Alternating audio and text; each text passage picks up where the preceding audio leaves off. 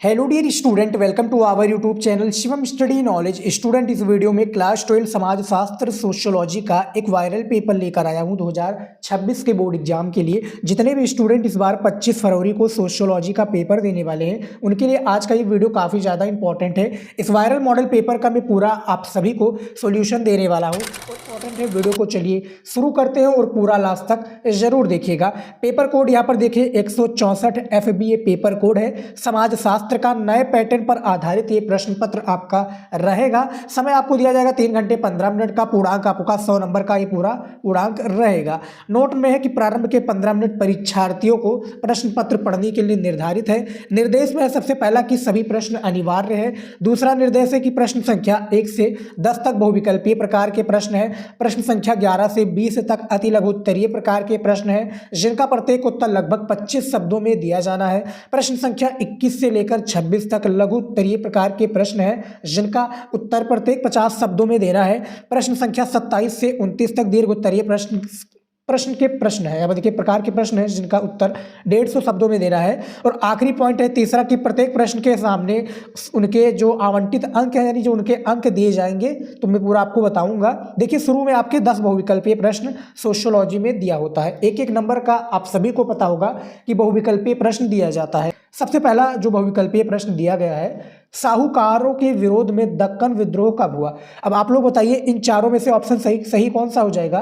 तो देखिए इन चारों में से कोई भी ऑप्शन सही नहीं होगा। 1875 हो जाएगा। मैंने गूगल पर सर्च किया तो वहां पर 1875 दिखा रहा था राइट आंसर, और जो बुक में ये 4 ऑप्शन दिए हुए थे और चारों में से यहाँ पर भी ऑप्शन दिखा रहा था, लेकिन ये गलत ऑप्शन है। मैंने गूगल पर सर्च किया इस क्वेश्चन का आंसर तो 1875 दिखा रहा था। तो आप याद रखिए 1875 मतलब कीजिएगा राइट आंसर। मान लीजिए कि पेपर में ये 4 ऑप्शंस आते हैं तो इनमें से आपको 1857 ईस्वी पर क्लिक करना है। ठीक है, अब आ जाइए दूसरे नंबर प्रश्न पर कि सामाजिक संसाधनों तक आसमान पहुंच की पद्धति साधारणतया क्या कहलाती है। तो ये 4 विकल्प है, इनमें से एक विकल्प सही हो जाएगा तो वो सामाजिक विषमता कहलाती है। क्या कहलाती है? सामाजिक विषमता आपका सही हो जाएगा ऑप्शन, यानी दूसरे का भी ऑप्शन सही हो जाएगा।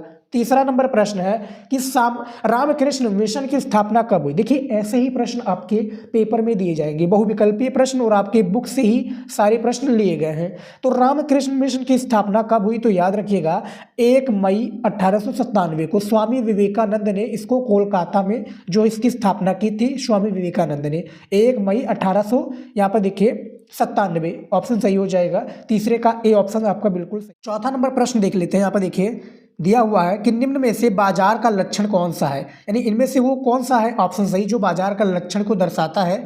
तो 4 नंबर का आपका ऑप्शन डी सही हो जाएगा, पारस्परिकता हो जाएगा, यानी 4 नंबर का डी ऑप्शन सही हो जाएगा। 5 नंबर प्रश्न देखिए कि निम्न में से किसने पंचायतों को लोकतंत्र के देवता की संज्ञा दी है। तो ऑप्शन बी हो जाएगा राधा मुकुंद मुखर्जी हो जाएंगे, जो कि एक समाजशास्त्री भी हैं और अर्थशास्त्री भी हैं। तो 5 के बी ऑप्शन सही हो जाएगा। स्टूडेंट गले में थोड़ा प्रॉब्लम है, डकार वगैरह आ रही है, गंदी डकार। 6 नंबर प्रश्न देखिए कि प्रथम विश्व युद्ध का काल कब से कब तक था। तो देखिए प्रथम विश्व युद्ध का काल कब से कब तक था सभी को पता होगा। सी नंबर 1914 से 1918 तक, यानी याद रखिए 28 जुलाई 1914 से लेकर 11 नवंबर 1918 तक ये युद्ध चला था। 6 नंबर का सी ऑप्शन सही हो जाएगा। 7 नंबर प्रश्न है कि किसके प्रयासों से सती प्रथा का अंत हुआ। तो काफ़ी बार मैंने बता चुका हूँ कि राजा राम मोहन राय ने 1829 में किसके द्वारा, यानी किनसे मिलकर, लॉर्ड विलियम बेंटिंक से मिलकर इन्होंने, राजा राम मोहन राय ने जो 1829 में सती प्रथा का अंत किया था। 7 नंबर का ए ऑप्शन सही हो जाएगा। 8 नंबर प्रश्न दिया है कि ट्रांजिस्टर क्रांति किस वर्ष हुई थी। तो देखिए ट्रांजिस्टर क्रांति जो हुई थी आप सभी को मैं बता दूं, 8 नंबर का यहाँ पर ऑप्शन ए हो जाएगा, वर्ष 1952 हो जाएगा। और जो बुक में राइट आंसर दिखा रहा था 1960 दिखा रहा था। अब आपके हिसाब से मैं बताऊं तो ये गूगल पर 1952 दिखा रहा था, तो 8 नंबर का ए ऑप्शन सही हो जाएगा। ठीक है, अब आ जाइए 9 नंबर प्रश्न पर कि प्रक्षेपण विधि को निम्न में से किस एक प्रविधि के नाम से नहीं जाना जाता है। तो वो आपका हो जाएगा प्रशिक्षण, यानी 9 नंबर का आपका बी ऑप्शन सही हो जाएगा। ठीक है, प्रशिक्षण हो जाएगा राइट आंसर। 10 नंबर प्रश्न देखिए कि किसने प्रवासी मजदूरों को धुमक्कड़ मजदूर कहा, यानी किसने है जो भैया प्रवासी जो मजदूर हैं उनको धुमक्कड़ मजदूर कहा, तो वो आपका जॉन ब्रेमन हो जाएंगे करेक्ट आंसर। 10 नंबर का सी ऑप्शन सही हो जाएगा। ठीक है, तो ये समाजशास्त्र के 10 बहुविकल्पीय प्रश्न हैं जो कि पेपर में भी आप सभी को ऐसे ही शुरू में बहुविकल्पीय प्रश्नों का सामना करना पड़ेगा, उसका आंसर कॉपी में आपको लिखना पड़ेगा। अब आ जाइए जो है अति लघु उत्तरीय प्रश्न पर। आप लोगों को मैंने निर्देश में बता दिया था कि कितने शब्दों में इनके प्रश्नों का उत्तर, एक प्रश्नों का उत्तर देना है। तो 10 बहुविकल्पीय आपका ये बहुविकल्पीय के साथ में 10 अति लघु उत्तरीय प्रश्न रहेगा। हर एक प्रश्न के उत्तर देने के लिए आपको 3 नंबर एग्जामिनर देगा जो कॉपी चेक करेगा। तो चलिए पूरा मैं प्रश्न का उत्तर इसके भी बताता हूँ। 11 नंबर प्रश्न दिया है कि पर्यावरण आंदोलन के 3 कारण बताइए। ठीक है, मैं 3 कारण बताना है स्टूडेंट। इसका उत्तर देखिए, पर्यावरणीय आंदोलन के 3 कारण निम्नलिखित हैं। सबसे पहला है पर्यावरण को संरक्षित करना, दूसरा है पर्यावरण को प्रदूषित होने से बचाना, और तीसरा है वृक्षों को अवैध कटान व वृक्षों का संरक्षण करना। भैया वृक्षों को काटने से बचाना और उसको भैया देखभाल करना, संरक्षण करना, ये पर्यावरण आंदोलन के 3 कारण हैं जो आप देख सकते हो, और 3 नंबर आपको एग्जामिनर दे देगा जब आप इसका आंसर सही से लिखोगे। अब आ जाइए 12 नंबर प्रश्न पर कि उदारीकरण से आप क्या समझते हैं। ठीक है, उदारीकरण से आप क्या समझते हैं इसके बारे में आपको बताना है। तो इसका उत्तर चलिए देख लेते हैं कि उदारीकरण से तात्पर्य अर्थव्यवस्था पर शासन के नियंत्रण में धीरे धीरे या देखिए शिथिलीकरण और अंततः उसकी समाप्ति से है। दूसरे शब्दों में उदारीकरण का अर्थ अर्थव्यवस्था के कार्यकरण में बाजार की भूमिका की पुनः स्थापना और सरकार के हस्तक्षेप को निषेध करना है। तो ये आप लोगों के 12 नंबर प्रश्न का सही उत्तर है। आ जाइए 13 नंबर प्रश्न पर कि कानून और न्याय में क्या अंतर है बताइए। 3 नंबर का प्रश्न है। मैं ज़्यादा आपको समझाऊंगा नहीं स्टूडेंट, मैं केवल राइट आंसर आपको बताता हुआ चलूंगा। ठीक है, तो कानून और न्याय में अंतर क्या है, चलिए देख लेते हैं उत्तर। कानून और न्याय में महत्वपूर्ण अंतर यह है कि कानून अनियमित या देखिए अधिनियमित, निरस्त और संशोधित होते हैं, जबकि न्याय एक सार्वभौमिक मूल्य है। न्याय को ईश्वर के रूप में भी देखा जाता है, परंतु कानून सर्वदा नियमों विनियमों पर आधारित होता है। तो ये कानून और न्याय के बीच में अंतर है, आप देख सकते हो जो है 13 नंबर प्रश्न पर। अब आ जाइए 14 नंबर प्रश्न को, समाज को परिभाषित कीजिए, यानी परिभाषा में देना है। 3 नंबर का प्रश्न, इसका उत्तर देखिए। समाज एक से अधिक लोगों के समुदायों से मिलकर बने एक वृहत समूह को कहते हैं जिसमें सभी व्यक्ति मानवीय क्रियाकलाप करते हैं। मानवीय क्रियाकलाप में आचरण, सामाजिक सुरक्षा और निर्वाह आदि की क्रियाएं सम्मिलित होती है। समाज लोगों का एक ऐसा समूह होता है। ठीक है, समाज जो है समूह होता है लोगों का, तो इसी को हम समाज शास्त्र भी कहते हैं। अब आ जाइए 15 नंबर प्रश्न पर कि आधुनिक तरीके की प्रथम जनगणना की शुरुआत कब और कहां पर हुई थी। तो ऐसे भी प्रश्न आपके पेपर में आते हैं, याद रखिए। 3 नंबर का प्रश्न रहेगा, उत्तर देखिए कि आधुनिक तरीके की जनगणना सर्वप्रथम 1790 ईस्वी में अमेरिका से शुरू हुई। 19वीं सदी के प्रारंभिक वर्षों में यूरोप ने इस पद्धति को अपनाया। भारत में जनगणना की शुरुआत अंग्रेजों के शासनकाल में 1867 से 72 के मध्य आरंभ हुई। तो ये 15 नंबर का प्रश्न का सही उत्तर है, आप देख सकते हो। अब आ जाइए 16 नंबर प्रश्न पर कि सामाजिक पूर्वाग्रह से क्या आशय है, स्पष्ट कीजिए। 3 नंबर का प्रश्न, इसका उत्तर है एक समूह के सदस्यों द्वारा दूसरे समूह के बारे में पूर्व कल्पित विचार या व्यवहार सामाजिक पूर्वाग्रह कहलाता है।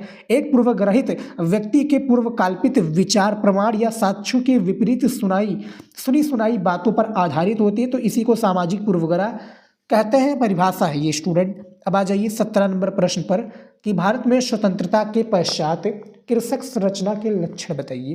तो जो कृषक संरचना है इसके हमें लक्षण बताना भैया। 3 नंबर का प्रश्न है, इसका उत्तर देखते हैं। देखिए इसका उत्तर है कि भारत में स्वतंत्रता के पश्चात कृषक संरचना में निम्नलिखित लक्षण है।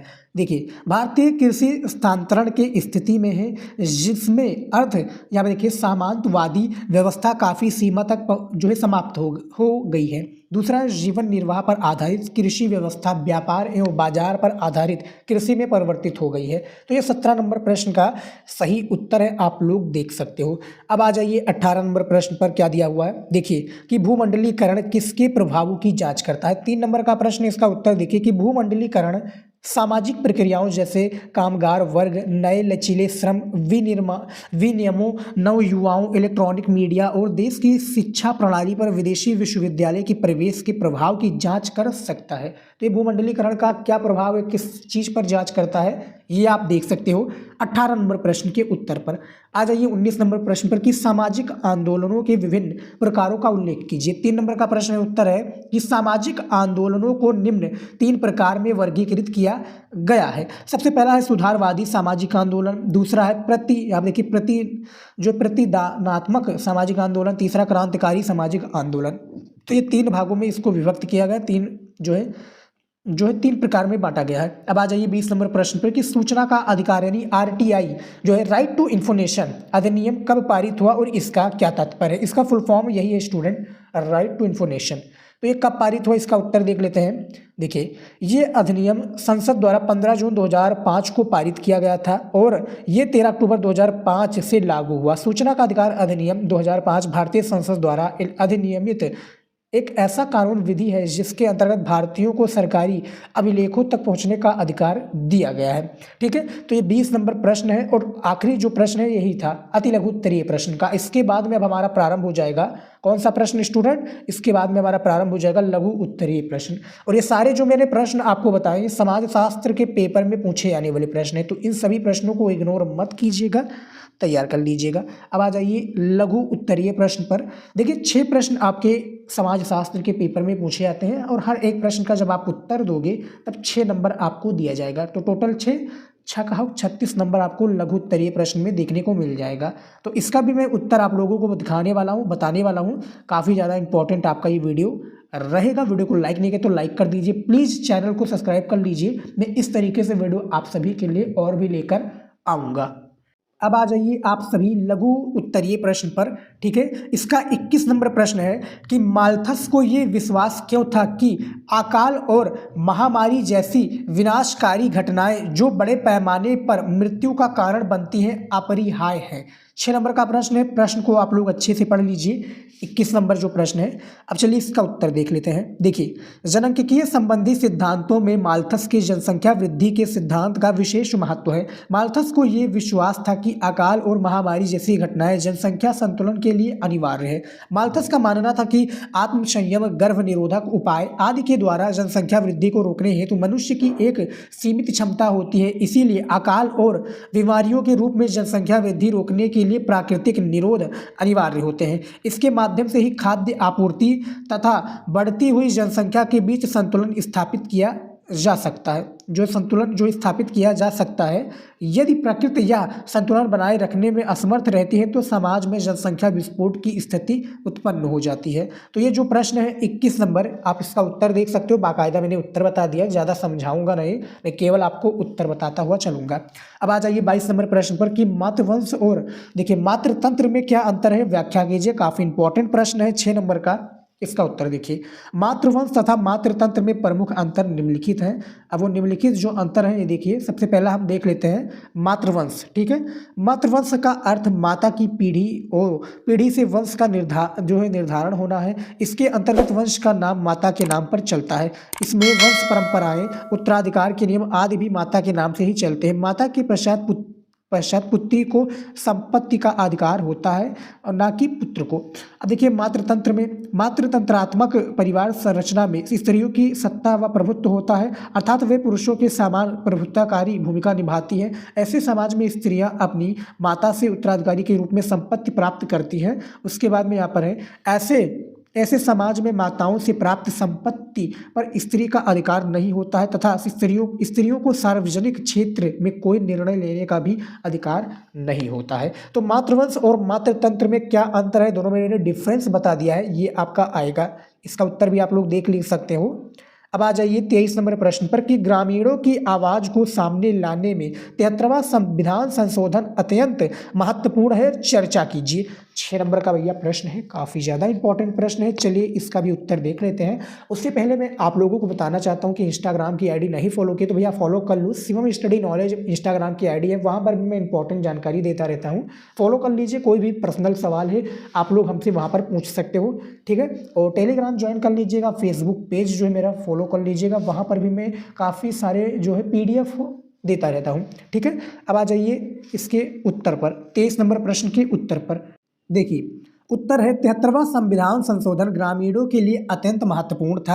भारत सरकार द्वारा वर्ष 1992 से यहाँ पर देखिए 73वां संविधान संशोधन किया गया। इसके अंतर्गत राज्यों को पंचायती राज अधिनियमों को अधिक प्रभावशाली बनाने के निर्देश दिए गए। ये संशोधन 24 अप्रैल 1993 से प्रभावी माना जाता है। पंचायतों के चुनाव समय पर कराने, अनुसूचित जाति जनजाति तथा महिलाओं के लिए पंचायतों में स्थान सुरक्षित करने, ग्रामीण स्तर पर ग्राम पंचायत ब्लॉक, यहाँ पर देखिए ग्राम पंचायत ब्लॉक स्तर पर पंचायत समिति तथा जिला स्तर पर जिला पंचायत का निर्माण करने तथा इनके अधिकारों और कर्तव्यों की स्पष्ट व्याख्या करने के आदेश दिए गए। ये संविधान संशोधन पंचायत अधिनियम 1993 के नाम से जाना जाता है, जिससे कोई भी राज्य इसकी अवहेलना ना कर सके, कोई भी राज्य इसकी भैया अवहेलना ना कर सके। ये जो है 23 नंबर प्रश्न में बताया गया है।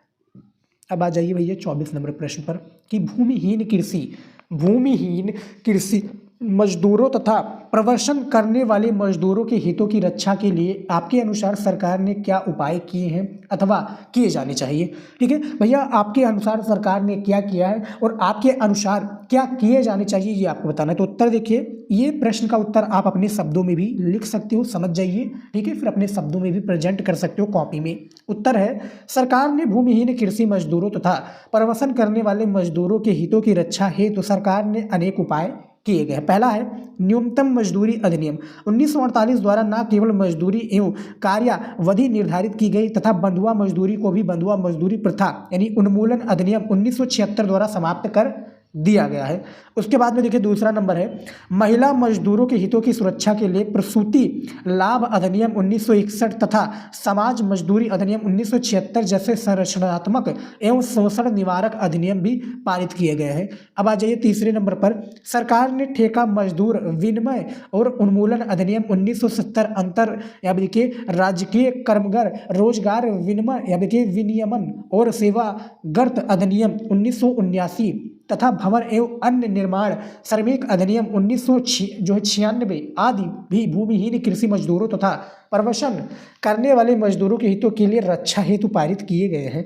तो ये आप लोग देख सकते हो जो है 24 नंबर प्रश्न का सही उत्तर, ठीक है। एक एक करके आप लोगों को नहीं समझ में आ रहा तो वीडियो को रोक कर सारे प्रश्न का उत्तर देख लीजिए, समझ लीजिए, लिख लीजिए, ठीक है। कोई कहीं पर नहीं जा रहा, बस समझना जरूरी है। जब आप समझ जाओगे तो इसको अपने शब्दों में भी लिख सकते हो स्टूडेंट, ये मैं आपको बताना चाहता हूँ।